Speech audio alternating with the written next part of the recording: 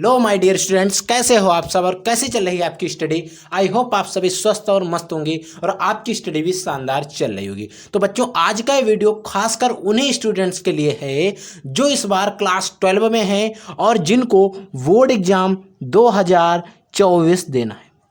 अगर आपको भी बोर्ड एग्जाम 2024 देना है तो इस वीडियो को ध्यान से समझ लेना है। अगर आपको केमिस्ट्री की संपूर्ण तैयारी करना है तो आपको वीडियो जरूर देख लेना है, शुरू से लेकर अंत तक वीडियो को ध्यान से देख लेना है और हर एक टॉपिक को इत्मीनान से समझ लेना है। तो बच्चों, आज का जो वीडियो है वो क्लास 12 बच्चों केमिस्ट्री के ऊपर है। क्लास 12 केमिस्ट्री के बारे में हम डिस्कस करेंगे और इस केमिस्ट्री की जो आपकी बुक है, यानी कि अगर हम बात करें आल बुक की, आपके जो भी लेसन हैं उन सभी लेसन के टॉप 80 इंपॉर्टेंट टॉपिक, 80 सबसे महत्वपूर्ण जो टॉपिक हैं उनको लेकर आए हैं। अगर आप ये 80 टॉपिक अच्छे से तैयार कर लेते हो, पढ़ लेते हो, समझ लेते हो तो आपके 70 नंबर जो हैं बिल्कुल पक्के हो जाएंगे। और आप हमें कमेंट बॉक्स में ये बात बताएंगे कि आपको कितने टॉपिक पहले से पता थे, 10, 20 या फिर 80 पूरे। तो ये बात आपको कमेंट सेक्शन में बताना है कि आपको इससे पहले टॉपिक कितने इसमें ऐसे टॉपिक हैं जो आपको पता थे, क्योंकि बच्चों जो भी इसमें टॉपिक हैं वो सभी टॉपिक इंपॉर्टेंट हैं। अगर आपको अच्छे से तैयारी करना है तो आपको सारे टॉपिक पढ़ लेना है। मैं ये नहीं कह सकता हूँ कि आप सिर्फ 10 क्वेश्चन पढ़ लो बच्चों आपका सिलेक्शन हो जाएगा। ये जो भी कहते हैं वो गलत कहते हैं, क्योंकि बच्चों अगर 10 क्वेश्चन से सिलेक्शन हो जाता है, समझने वाली बात है कि अगर 10 क्वेश्चन से सिलेक्शन हो जाता, 10 क्वेश्चन से आपकी अच्छी सी मार्कशीट बन जाती, अगर आपका 10 क्वेश्चन अगर आप कर लेते तो आपका पूरा पेपर हो जाता, तो हर एक स्टूडेंट आज हर एक नौकरी में होता और हर एक स्टूडेंट 90+ लाता। क्योंकि बच्चों एक कड़वी बात है कि अगर आपको अच्छे से नंबर लाने हैं तो आपको कुछ ज़्यादा पढ़ना पड़ेगा, नॉर्मल स्टूडेंट से कुछ एक्स्ट्रा पढ़ना पड़ेगा, क्योंकि आपको हर एक टॉपिक पढ़ते हुए चलना पड़ेगा, तभी आप अच्छे से मार्क्स ला सकते हो। ठीक है, तो अगर हम बात करें तो 27-28 क्वेश्चन तो हमारे एग्जाम में ही आते हैं, तो हम 10 क्वेश्चन ला के 70 में 70 की तैयारी कैसे कर सकते हैं, आपने सोच कैसे लिया, आप समझिए। इन सारी बातों को आप खुद सोचिए और खुद समझिए। तो आइए हम वीडियो को शुरू करते हैं और आपको एक एक करके हर एक टॉपिक को बताते हैं। तो देखिए बच्चों, पहला हमारे पास टॉपिक है मोलरता। अगर हम बात करें क्वेश्चन नंबर फर्स्ट की, जो हमारा टॉपिक फर्स्ट है, आप कह रहे होंगे कि सर आपने ठोस अवस्था चैप्टर नहीं लिया। तो बच्चों आपको बता दें, जो ठोस अवस्था चैप्टर है वो आपके सिलेबस में नहीं है। तो अगर हम बात करें तो अब हमारा जो पहला चैप्टर हो गया वो सोल्यूशन यानी कि विलयन हो गया। तो वहीं से हम स्टार्ट करेंगे, वहीं से एक एक चैप्टर के हम टॉपिक लेकर चल रहे हैं और उन चैप्टर के मैंने कोई भी टॉपिक नहीं लिए हैं जो आपके सिलेबस में नहीं है। इस बात से आप बेचिंत रहिएगा, जो आपके सिलेबस का नहीं है वो इस वीडियो में भी नहीं मिलेगा। ठीक है, तो देखिए बच्चों, सबसे पहले बात करते हैं मोलरता की। तो मोलरता पे आपके जो न्यूमेरिकल आते हैं, क्या आते हैं बच्चों? न्यूमेरिकल। किस पे? मोलरता पर। बच्चों मोलरता पे हमारे कुछ न्यूमेरिकल आते हैं बोर्ड एग्जाम के अंदर, और कभी कभी मोलरता पर टिप्पणी भी पूछ लेता है। तो आपको मोलरता में सिर्फ इसके क्वेश्चन आंसर और इसकी परिभाषा याद रखनी है और इसका सूत्र तो आपको बिल्कुल याद ही रखना है। ठीक है, नेक्स्ट टॉपिक देखिए। नेक्स्ट है जो हमारा है मोलरता को लेकर। बच्चों मोलरता क्या होती है? मोलरता पर भी कभी कभी टिप्पणी पूछ ली जाती है, वैसे इनसे रिलेटेड हमारे न्यूमेरिकल फंसते हैं। ठीक है, नेक्स्ट है नॉर्मलता। नेक्स्ट है मोल अंश या मोल प्रभाज। इन सभी में सबसे अगर कोई इंपॉर्टेंट है तो मोल अंश और मोल प्रभाज है। ठीक है, मैं बताता चलूंगा कि जो सबसे इंपॉर्टेंट है उन टॉपिक को भी। ठीक है, नेक्स्ट देखिए। नेक्स्ट आपको टॉपिक पढ़ना है हेनरी का नियम, वेरी मोस्ट इंपॉर्टेंट, याद ही कर लेना है, 100% याद कर लेना है। फिर बच्चों आता है राउल्ट का नियम, आप इस पर भी स्टार लगाएंगे और 100% तैयार ही करेंगे। ठीक है, नेक्स्ट आता है परासरण दाब क्या है। पहले तो आपको पढ़ना है परासरण की जो क्रिया होती है वो ही क्या है। भाई परासरण की एक क्रिया हो रही होगी तो उसमें जो दाब लग रहा होगा उसे ही तो परासरण का दाब कहेंगे। तो समझिए, देखिए नेक्स्ट है परासरण दाब क्या है। तो बच्चों अगर हमें परासरण की क्रिया रोकनी है तो उसमें जो हम दाब लगाएंगे, परासरण की क्रिया को रोकने के लिए जो दाब लगाएंगे उसे ही हम कहेंगे परासरण दाब। तो सबसे पहले आपको पढ़ना है कि परासरण होता क्या है, फिर आपको पढ़ना है परासरण दाब। ठीक है, नेक्स्ट हमारा है बच्चों आदर्श विलयन क्या होते हैं और हमारे अनादर्श विलयन क्या होते हैं। ये थे टॉप 10 टॉपिक। ठीक है, नेक्स्ट देखिए। नेक्स्ट आपको पढ़ना है पृष्ठ तनाव क्या होता है। जो पृष्ठ तनाव होता है इसको पढ़ना है ध्यान से, क्या होता है। आपको इसके बाद में पढ़ना है श्यानता के बारे में। इन सभी टॉपिक को एक एक करके आपको पढ़ लेना है। फिर बच्चों आता है हिमांक में अवनमन, वेरी मोस्ट इंपॉर्टेंट, स्टार लगा लीजिए। ठीक है। नेक्स्ट आता है चालक तथा कुचालक में अंतर, वेरी मोस्ट इंपॉर्टेंट। इससे आपको दो चीज़ें पढ़ने की मिलेंगी, आपको चालक भी पढ़ने को मिलेगा और कुचालक भी पढ़ने को मिलेगा। चालक क्या होते हैं, कुचालक क्या होते हैं, इनके बारे में आपको इसमें पढ़ने को मिलेगा, ठीक है। नेक्स्ट हमारा जो टॉपिक है कि विद्युत अनपघट्ट क्या होते हैं, ठीक है। आपको पढ़ना है विशिष्ट चालकता को लेकर, आप इस पर भी स्टार लगाएंगे। फिर आपको पढ़ना है तुल्यांकी चालकता, आपको इस पर भी स्टार लगा लेना है, ठीक है। नेक्स्ट आता है बच्चों इलेक्ट्रोड विभव क्या होता है, आपको इस पर भी स्टार लगा लेना है। ये सारे क्वेश्चन आपको ध्यान से और अच्छे से पढ़ लेने, ठीक है। फिर आपको पढ़ लेना है विद्युत रासायनिक श्रेणी क्या होती है, और आपको पढ़ लेना है मोलर चालकता। इन सभी पे आपको न्यूमेरिकल भी मिलेंगे, ठीक है। तो ये थे हमारे टॉप टॉपिक। नेक्स्ट देखिए टॉपिक नंबर 21। नेक्स्ट जो टॉपिक है बच्चों वो है सेल, यानी कि सेल क्या होती है, आपको इसमें गैल्वेनिक सेल भी पढ़नी पड़ेंगी। जो भी सेल्स होती हैं सारी सेलों के बारे में आपको पढ़ना पड़ेगा। नेक्स्ट देखिए कह रहा है कि प्रथम कोटि, द्वितीय कोटि तथा शून्य कोटि की अभिक्रिया। आपको प्रथम कोटि भी पढ़ना है, द्वितीय कोटि भी पढ़ लेना है, शून्य कोटि भी पढ़ लेना है। नेक्स्ट देखिए आपको पढ़ लेना अर्ध आयुकाल, यानी कि जिसको हम टी हाफ बोलते हैं, आपको अर्ध आयुकाल भी पढ़ना है। आपको आणविकता और कोटि में क्या अंतर होता है, आणविकता कभी शून्य नहीं हो सकती है, कोटि शून्य भी हो सकती है। तो ऐसे आपको लगभग इसके टॉप 5 जो इसके अंतर हैं वो आपको पढ़ लेना है, आपको इस पर स्टार लगा लेना है, अर्ध आयुकाल पर स्टार लगा लेना, इस टॉपिक पर भी स्टार लगा लेना, ठीक है। नेक्स्ट देखिए आपको पढ़ना है संक्रमण तत्व क्या होते हैं, संक्रमण तत्व क्या होते हैं इनको पढ़ना है। डी ब्लॉक के तत्वों को हम संक्रमण तत्व कहते हैं। नेक्स्ट है अंतः संक्रमण तत्व क्या होते हैं। फिर आपको पढ़ना है लेंथेनाइड क्या होता है, आपको इस पर टिप्पणी लिखने को आती है बच्चों। आपको पढ़ना है एक्टिनाइड क्या होता है, इस पर भी हमें टिप्पणी लिखने को आती है। आपको Cr2O7 की आपको इस यानी कि हार्ड स्टडी के साथ साथ इसका सोल्यूशन आपको देख लेना है, इसका प्रयोगशाला समीकरण, यानी कि इसके बारे में आपको संपूर्ण नॉलेज ले लेना है, ठीक है। K2Cr2O7। फिर आपको पढ़ लेना KMnO4 के बारे में, इसको अभी आपको पूरा पढ़ना है, ध्यान से पढ़ना, रासायनिक भौतिक संपूर्ण इसकी जानकारी आपको ले लेना है। नेक्स्ट हमारा टॉपिक है क्या होता है जब आपका जो डी ब्लॉक, डी तथा एफ ब्लॉक है, उस चैप्टर की कुछ रिएक्शंस हैं, क्या होता है जब, उनको आपको ध्यान से पढ़ लेना है। नहीं तो मैं ये जो टॉपिक है क्या होता है जब, इसमें पूरी बुक की यानी कि पूरी कंबाइन करके हम आपको रिएक्शन जो है इनकी प्रोवाइड करा देंगे, आपको पढ़ा देंगे। वैसे भी मैंने इससे कुछ रिएक्शन, इसकी जो रिएक्शंस हैं वो मैंने आपको पढ़ाई हुई हैं, तो वहाँ से आप पढ़ सकते हैं, और आपको और भी रिएक्शन मिलती रहेंगी हमारे इस चैनल पर लगातार, ठीक है। नेक्स्ट है कैसे प्राप्त करेंगे, इसमें कुछ टॉपिक आते हैं कैसे प्राप्त करेंगे, ये जो डी और एफ ब्लॉक के ही हैं, आप याद रखेंगे। आप इन दो टॉपिक को आप हमसे छोड़ दीजिए, इन दोनों टॉपिक को हम कवर करेंगे अपने हिसाब से। आपको कौन सा पढ़ाना है, कौन सा छोड़ना है, कौन से इंपॉर्टेंट है, कौन नहीं इंपॉर्टेंट है, इन सारी चीज़ों को मैं पढ़ा दूंगा। आपको लिगेंड के बारे में पढ़ना है, ठीक है बच्चों, आप इस पर भी स्टार लगा लीजिए, इन दोनों टॉपिक पर भी स्टार लगा लीजिए, क्योंकि बच्चों इस वीडियो में जो भी टॉपिक हैं वो सारे टॉपिक इंपॉर्टेंट ही हैं। बच्चों अगर हम बात करें संकर आयन की, तो आपको पता होना चाहिए संकर आयन क्या होते हैं, आपको उपसा संयोजन यौगिक भी पता होना चाहिए। ये सारे टॉपिक ऐसे हैं जो आपको पता होना चाहिए। फिर आयनन समावयवता क्या होती है, फिर एक होती है हाइड्राइड समावयवता, इनको सभी को आपको ध्यान से पढ़ना है। नेक्स्ट टॉपिक देखिए, नेक्स्ट जो है वो है संयोजकता आबद्ध सिद्धांत क्या होता है, इसको आपको ध्यान से पढ़ना है। नेक्स्ट हमारा जो टॉपिक है इसमें आपको कुछ 5 रिएक्शंस दी गई हैं, 5 जो आपको दिए गए हैं, इस अभिक्रिया जो दी गई है इसमें जो आपको कंपाउंड दिए गए हैं इनका IUPAC नाम लिखना है, इनका आपको IUPAC नाम लिखना है। वैसे भी मैंने इनका नाम लिखना आपको बता दिया है, तो आप वहाँ से जाकर सीख सकते हो। अगर अन्यथा आपको अगर आता है तो आप इनके IUPAC नाम लिखेंगे, और भी आपको इसी प्रकार से वीडियो मिलेंगी जिनमें मैं आपको IUPAC नाम लिखना सिखा दूंगा, ठीक है। तो मैंने कुछ इंपॉर्टेंट जो थे जो बार बार एग्जाम में आते हैं वो IUPAC नाम आपको बता दिए, इनसे एक्स्ट्रा भी मैं आपको कुछ पढ़ाऊँगा।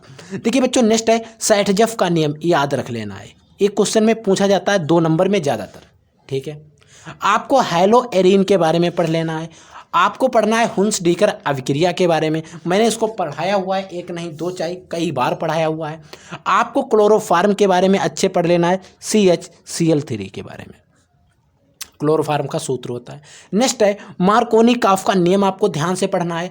आपको बच्चों पढ़ लेनी है फिटिंग रिएक्शंस, आपको पढ़ लेनी है उल्मान अभिक्रिया। ये जो टॉपिक बता रहा हूँ इन सभी को आप ध्यान से समझते चलिए और पढ़ते जाइए, ठीक है। आपको नेक्स्ट है अल्कोहल तथा फिनॉल की परिभाषा आपको पढ़ लेना है।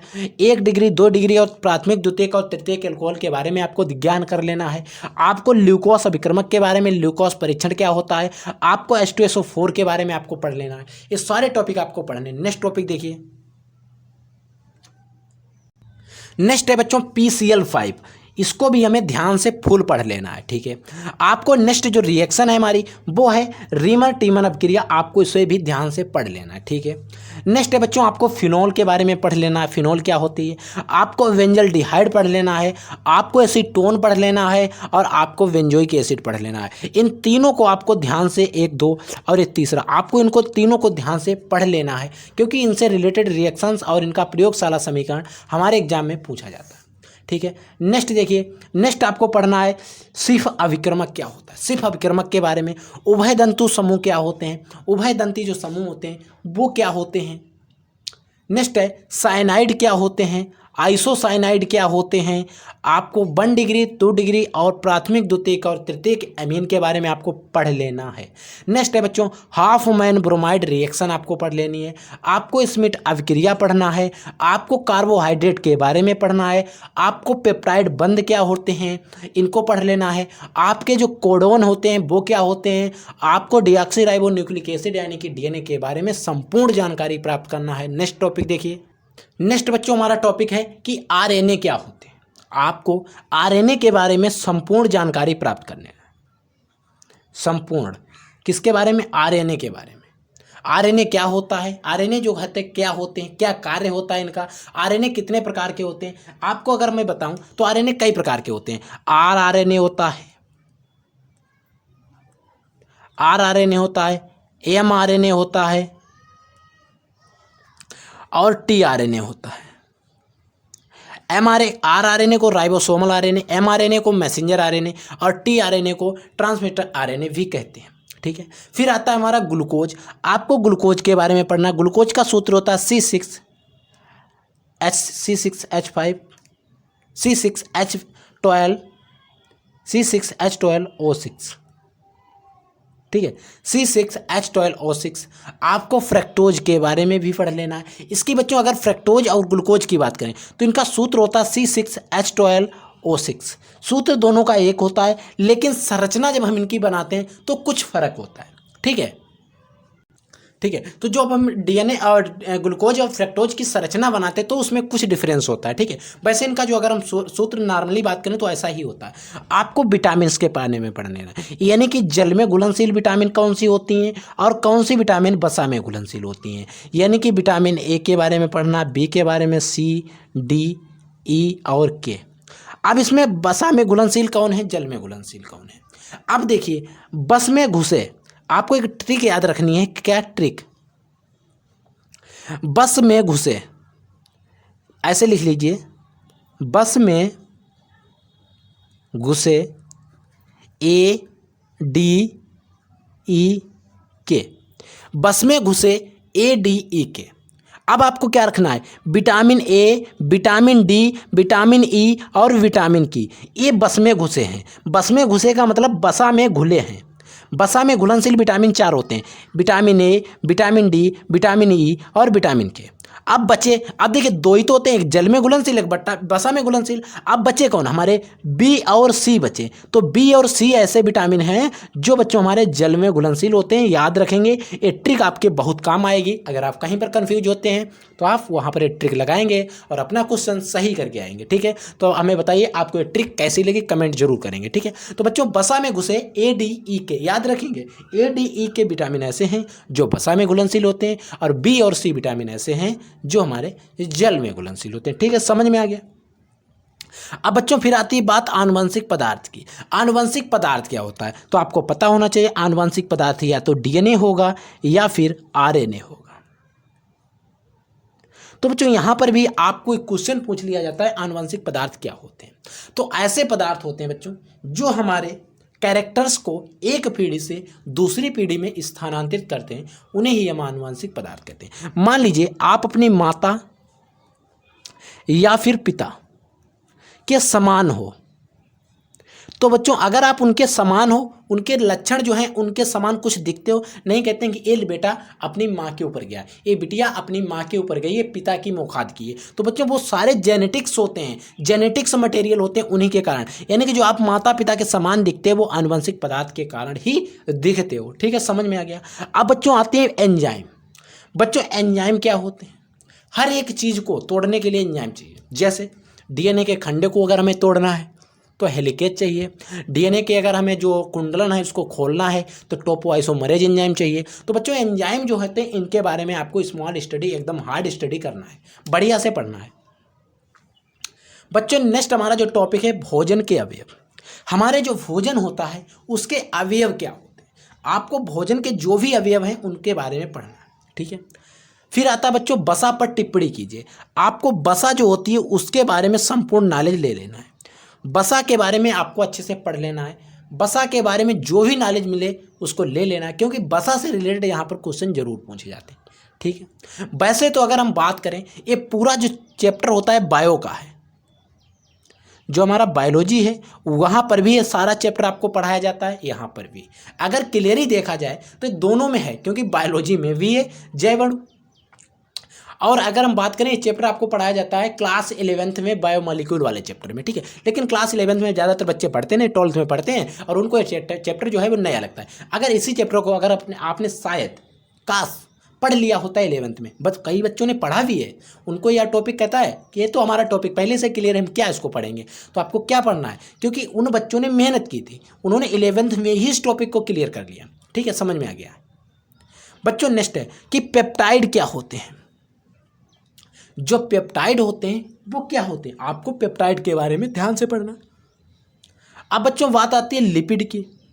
हमने प्रोटीन्स की भी बात की, विटामिन्स की भी बात की, फिर बात आती है लिपिड की भी, लिपिड को भी हमें पढ़ना है।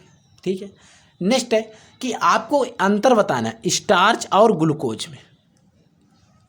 हमारा जो स्टार्च होता है उसमें और ग्लूकोज में क्या अंतर होता है, आपको लगभग 5 अंतर याद रखने हैं, 4 से 5 अंतर तो आपको याद ही रखने हैं। ठीक है, और पढ़ के भी जाना है।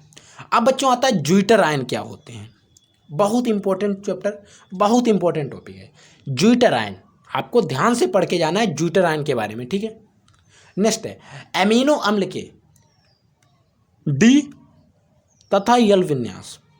इस पर आप जितने स्टार लगाएंगे वो कम पड़ जाएंगे इसकी इंपॉर्टेंसी के आगे, क्योंकि इससे क्वेश्चन आपको एग्जाम में 100% चांस है कि मिलेंगे ही मिलेंगे, क्योंकि ज्यूटर आयन को लेकर एमिनो एसिड को लेकर आपको क्वेश्चन जरूर मिलेंगे। उसमें से डी और एल विन्यास जो होते हैं बहुत पूछे जाते हैं। डी विन्यास दिया होगा तो एल विन्यास आपसे पूछेगा इसका एल विन्यास क्या होगा, आपको अगर एल विन्यास दिया है तो डी विन्यास पूछेगा इसका क्या होता है। तो बच्चों इनके डी और एल विन्यास आपको ध्यान से पढ़ के जाना है। तो बच्चों ये जो थे हमारे 80 सबसे महत्वपूर्ण टॉपिक, मैंने आपको एक एक टॉपिक बता दिया, और आप अब हमें कमेंट करके अपनी जो भी आपकी इच्छा है वो बताएंगे कि आपको सही सही हमें बताएंगे कि आपके कितने टॉपिक क्लियर हैं। तो अगर आपके जैसे टॉपिक क्लियर हैं उससे हम ये अंदाज़ा लगा लेंगे कि आपकी जो तैयारी है वो कैसी है, किस लेवल तक है, तो उसी हिसाब से और भी हम आगे तैयारी करवाएंगे। आपको सत्य बोलना है, सत्य बोलना है, सत्य बताना है। आपको 10 टॉपिक पता थे या फिर 20 पता थे या फिर 30 पता थे या फिर 40 या फिर 50 या फिर 60 या 70 या फिर आपको 80 टॉपिक जो बताए सारे पता थे, आपको ज़रूर बताना है कितने टॉपिक पता थे। इससे हम ये अंदाज़ा लगाएंगे कि आपको क्या आता है और कितने पढ़ाने की हमें ज़रूरत है। ठीक है बच्चों, और अगर आपका कोई भी डाउट, कोई क्यूरी है तो आप हमें कमेंट सेक्शन में ज़रूर बताएंगे, उसका जवाब हम और हमारी टीम अवश्य देगी। तो आई होप आपको ये वीडियो हमारा पसंद आया हो। अगर आपको वीडियो पसंद आया हो तो वीडियो को लाइक कर देना। अगर आप लोग हमारे चैनल पर नए विजिट कर रहे हो चैनल को सब्सक्राइब जरूर कर देना, क्योंकि इस चैनल पर आपको नॉलेजेबल और इन्फॉर्मेटिव वीडियो मिलते रहते हैं। और आपकी बोर्ड एग्जाम की 2023 की तैयारी हमारे अनुसार आपकी बेहतर कराई जाएगी, और आपके अनुसार भी आपका रिजल्ट आएगा वो भी आएगा बेहतर ही। तो आई होप, मैं समझता हूं कि आपको ये वीडियो समझ में आ गया। तो हम मिलते हैं किसी एक नए वीडियो में, किसी एक नए धमाकेदार टॉपिक के साथ। तब तक के लिए जय हिंद, वंदे मातरम, गुड बाय, टाटा।